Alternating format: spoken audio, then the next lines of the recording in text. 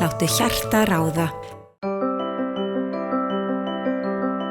Flestir eiga sér áhugamál. Eitt af mínum áhugamálum að búa til mitt eigið músli. Ég ætla að kenna ykkur að búa til nýjustu útgáfuna sem án viðbætts sykurs. Ég set allt í eina skál og blanda þessu saman. Múslíið geymist vel í lofthittu íláti, til dæmis gamaldags glerkrukku með þéttiteygju. Múslíið frábært út á ýmsa grauta eða með ávöxtum og þinni uppáhaldsmjólk. Það að gera að margfalda uppskriftina.